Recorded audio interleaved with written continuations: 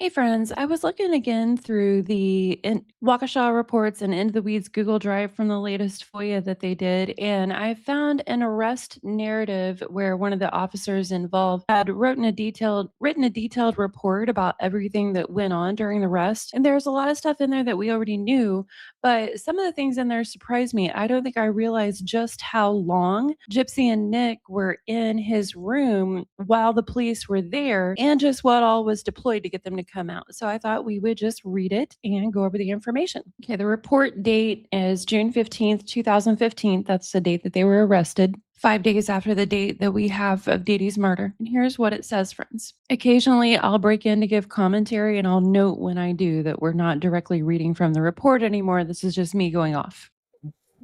It says this supplement is in reference to my involvement in this matter. On June 15th, 2015, at approximately 0530 hours, I received a phone call from Deputy Seats, who had been contacted by Captain Strandberg, requesting that we respond to Cherry Street in the village of Big Bend for a possible tactical situation. While en route, I did make contact with the dispatcher and advised them that I would be responding. I responded to the staging area at Big Bend Elementary at Highway 164 in Edgewood in the village of Big Bend. I made contact with other tactical officers on scene and received a briefing of the situation. I'm breaking in to say I find it really sad that the elementary school was their staging location. I know they went there to interview Nick's younger brother, but I don't understand why they couldn't have moved on to another area. I feel like that had to be pretty traumatic for him. Anyway, that was just my thoughts. If anyone knows a reason why they would have done that, just let me know in the comments, friends. I might not understand everything that went on. Okay, back to the narrative. It says, I was advised that we had been contacted by a law enforcement agency in Missouri requesting to check this address for a possible homicide suspect that may also have possibly kidnapped a 19-year-old female. I was advised by units on the scene that the suspect's name is Nicholas Gopjan, who is a white male with a date of birth of blank. I was also provided a copy of a photograph of Nicholas. At that point, it was requested that I link up with deputies Stenelson, Jensen, and McDonald in the TEU van and position ourselves near the residence as a react team. As we were staged in our position near the residence, more information was provided that the suspect, Nicholas Gopjan, was again believed to be a suspect in a homicide where an adult female was stabbed to death near the area of Springfield, Missouri. I was also advised that Nicholas may have kidnapped or was holding the victim's daughter hostage, who was only identified by the name of Gypsy Rose. We were advised that Gypsy has numerous medical problems and may be confined to a wheelchair. As we were staged near the residence, other perimeter units observed an adult female exit the residence with a dog, along with an adult male. It was requested by command that we attempt to take those subjects into custody before they re-enter the residence. At the time, the van made its way up to the driveway. As we approached, deputies had already proned out both the male and female subjects in a breezeway between the garage and the side door of the residence. Now we know that wasn't Nick and Gypsy, so I can only assume that that was maybe Nick's mom and stepdad. I don't know. That was new information to me. And again, I find it weird that they staged at the elementary school, and it sounded like they might have done interviews there beyond just Nick's little brother. With that being the case, like who did they interview there if there was still a man and woman in the house who were not Gypsy? The only people I can think of that would be Nick's mom and stepdad. It's clearly not Nick and Gypsy. I don't know. It's just, I find that really confusing, friends. If any of you have more insight into that, just let me know in the comments. As other deputies took the subjects into custody, I did position myself in the front of the open entry door of the residence, providing cover for those units. Okay, so I'm breaking in again to say, so at this point, Nick and Gypsy would be upstairs, and I assume if they had arrested, male and female, we're assuming Nick's mom and stepdad in the breezeway, that they would have heard them being arrested and made to lay down. It said they proned them out, put them into a prone position. Okay, back to the narrative. Once the other deputies took the suspects into custody and evacuated them from the scene, we continued to hold on this entrance and await further instruction from command. It should be noted that the residence was a small 2-story Cape Cod style home, and the entrance we were currently positioned at was located on the south side of the residence in a small open breezeway that connects the detached garage and the home. From my view, I could see a staircase immediately inside the entrance to the residence leading upstairs. The rest of the doorway opened up into the main kitchen area of the home. At that point, deputies debriefed the subjects that were taken into custody. We were advised by command that the suspect, Nicholas, was, in fact, in an upstairs bedroom and was with a female identified as Gypsy by Nicholas's parents. At that point, Deputy Bogey and I issued numerous verbal announcements to the residents stating that we were with Waukesha County Sheriff's Department and that Nicholas was under arrest and he was to walk to the top of the staircase with nothing in his hands, with his hands above his head. Breaking in here to say, now we remember Gypsy talking about this in the interrogation. She was like smiling and laughing as she was recounting it. Now, I know a lot of us do nervous smiles and nervous laughter. We can't discount that as a possibility, but we also know how Gypsy is. She planned a murder of our mom for 3 years.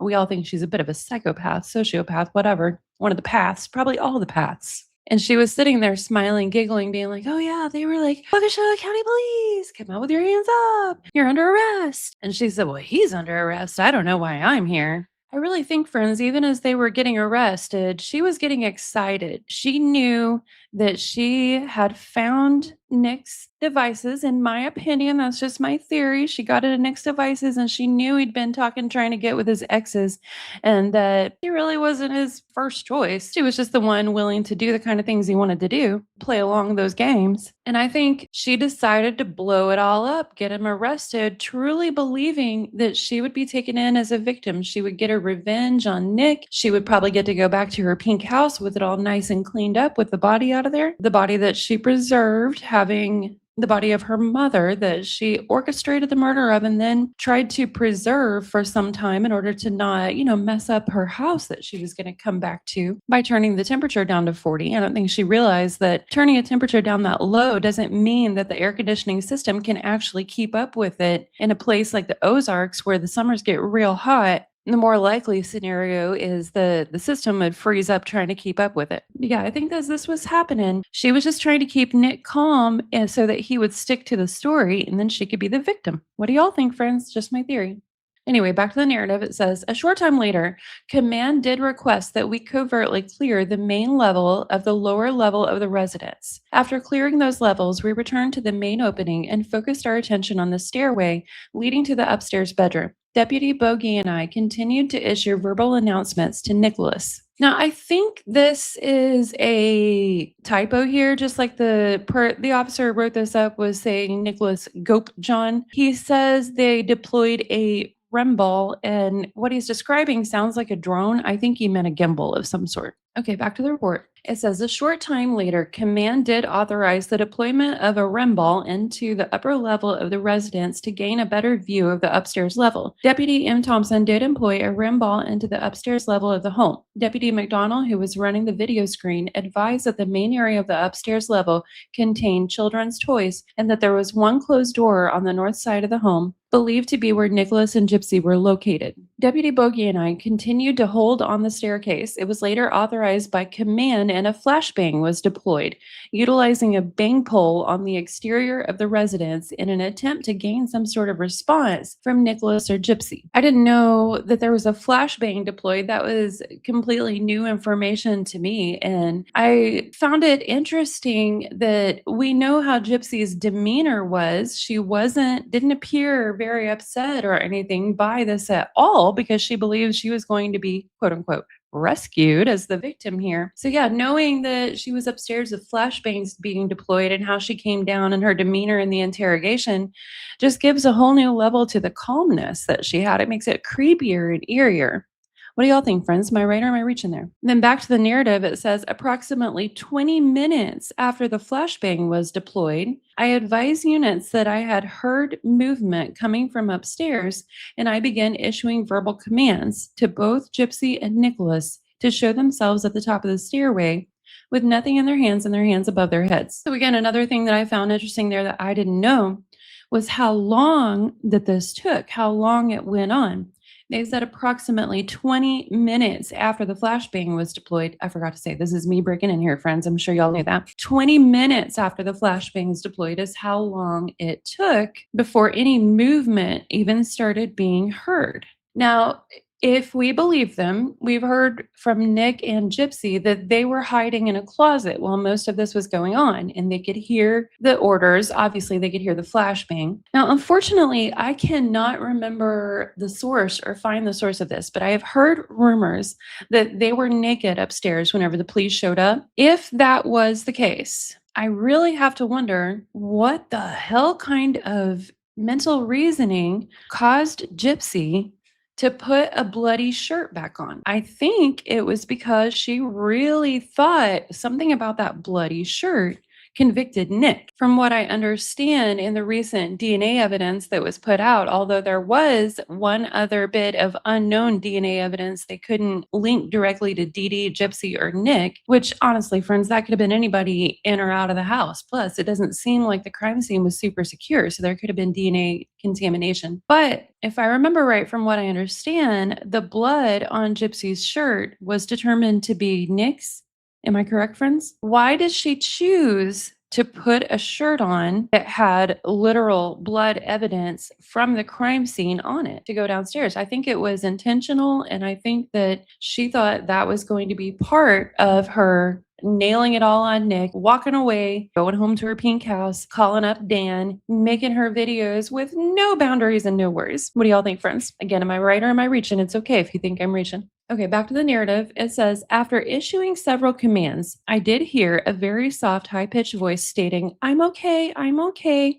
I believed this voice to be a female voice, and I responded by saying, Gypsy, we need you to come to the top of the steps so we can make sure you are okay. A short time later, Gypsy did appear at the top of the steps. Gypsy then complied and did come down the stairs and was removed from the immediate scene by the deputies. I found it interesting. They don't say that she had her hands up. Now, when we get to Nick, I see the same traits in Nick that we saw whenever I read the narrative of his Walmart arrest. Nick has absolutely, in my opinion, no cognizant recognition that whenever he's in a situation of someone who has absolute authority, that he must do what they say. He does not seem to understand that at all. He's still trying to bargain, negotiate. He wants to be the one asking questions and telling them how it's going to go. He does not have any kind of understanding of when he's in a situation where he can't do that. Now, I think Gypsy absolutely realized this about Nick and tried to work with it because she had the job she wanted him to do, which was, the murder. And we saw her advising him in that one video she sent him about his court date with the Walmart video, saying, remember, they have control and authority over you during this. You must be very respectful and do what they say. Gypsy knew this about Nick. I think everyone who knew Nick knew this about Nick. It's why I just got to say, friends, in my opinion, he's not a safe person. He is where he needs to be. My beef with it is Gypsy also needed to be there for the same period.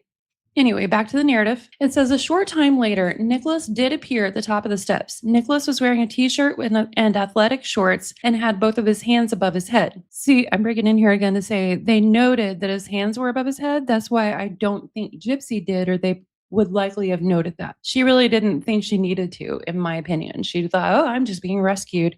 I don't want to put my hands above my head. They'll think I look guilty. Just my opinion, friends. Anyway, back to the narrative. Both of his hands were empty. However, based on the fact that Nicholas was possibly armed and unsearched, as well as his physical positioning at the top of the stairs, and the knowledge we had that he may have committed a homicide, Deputy Bogey and I did point our rifles at Nicholas for our safety. Deputy Bogey did issue verbal announcement to Nicholas to walk down the stairs. Nicholas then walked down the stairs while facing us to the fourth or fifth step of the staircase. At this point, Nick was approximately 5 to 6 feet away from Deputy Bogey and I. At that point, Deputy Bogey ordered Nicholas to stop and turn around and to keep his hand above his heads. At that point, Nicholas did turn around. However, he turned his head and continued to face us despite numerous commands to face away from Deputy Bogey and I. He continued to say, I just want to ask you guys a question. While Nicholas was speaking with Deputy Bogey and I, he began lowering his hands from his head down below the top of his shoulders and began turning his shoulders back towards the staircase and began moving as if he was going to ascend the stairs.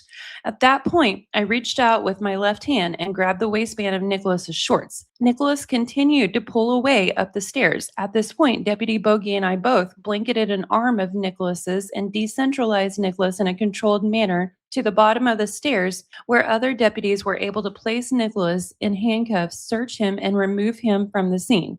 After Nicholas was removed from the immediate area, other deputies and I did clear the upstairs and the bedroom of the home.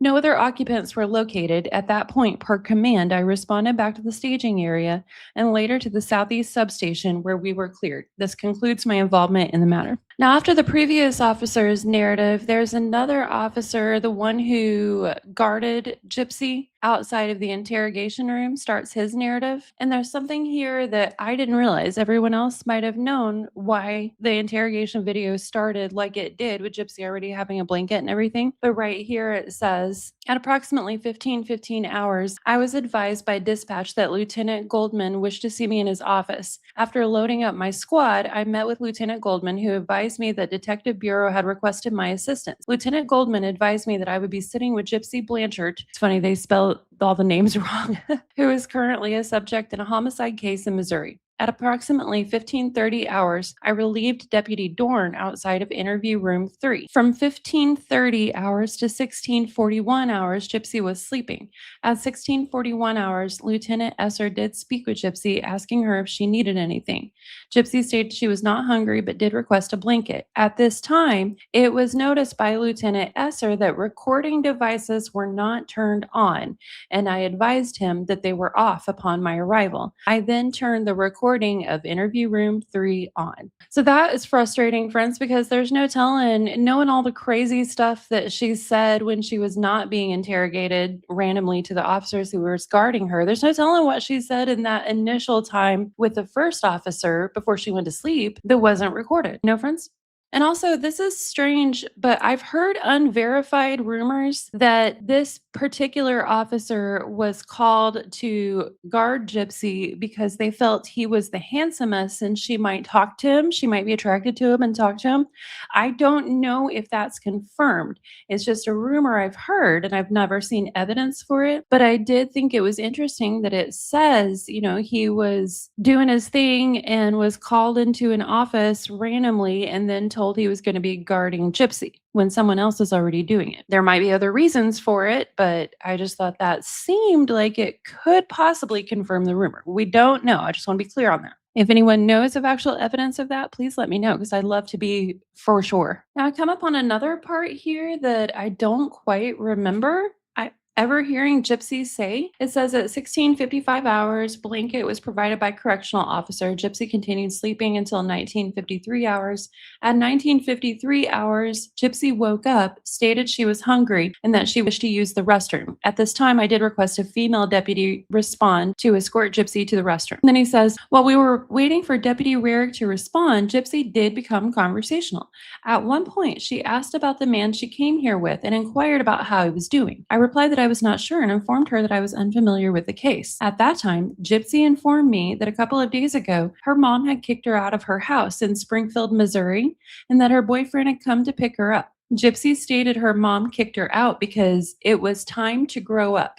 Have any of y'all ever heard this before? I remember Gypsy telling the officer that they had relationship problems and, I'm going to kick her out and blah, blah, blah. But then Stan Hancock started giving Gypsy answers and saying, yeah, she never wanted you to grow up. She wanted you to be your little girl forever, blah, blah, blah. And Gypsy's like, well, my mom's very protective. But yeah, she told this dude her mom kicked her out because it was time to grow up. I don't know. It makes me wonder more and more, friends, about those Google searches and the map where Dee Dee was searching up Rare Breed in Springfield, which is a homeless shelter for girls around Gypsy's age with issues. I can't help but wonder, after Gypsy's earlier 2015 escapade with Dan in April or May, plus the movie theater incident in March, whether or not Dee Dee was getting more and more scared that Gypsy was going to escalate to violence again, because we know Gypsy had already shot her with a pellet gun in 2011 and chased her around and held her at knife point in the bathroom with a dagger. I really think more and more that Dee Dee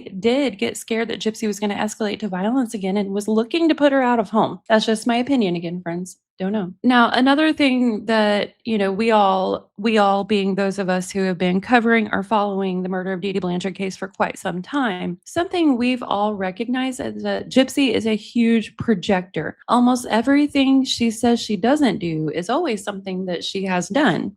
Almost everything she accuses other people of doing to her is almost always what she's doing to them. Listen to this. It says Gypsy stated she was in Big Bend for a couple of days. Everything seemed normal, and then this morning she woke up to a loud knocking at the door, which turned out to be the sheriff's department, who then arrested her boyfriend. Gypsy made comments about being unsure why she was here and that she did not do anything wrong. Gypsy stated, "I'm not a murderer, I don't do drugs, and I don't rob anyone," explaining further why she did not know why she was not here. Okay, she absolutely orchestrated murder for 2 years and used Nick as her tool to complete it. According to Gypsy, she was stealing drugs from her mother's prescription drugs that was not prescribed to Gypsy, and using them to get high. She claims that she was high at the time she said this. And then she says, "And I don't rob anyone," when she was stealing money and drugs from her mother. So again, everything she said she didn't do was all stuff she had just done recently and was, according to her own words, in the process of doing at that moment. Now, the rest of it, I didn't find anything else in there that I didn't already know. So I'm going to go ahead and cut this off and edit here, friends. We will go out with a palate cleanser as always. And I want to know what all y'all think in the comments. And I'm going to keep digging through these documents for more tidbits. Have a good day, friends.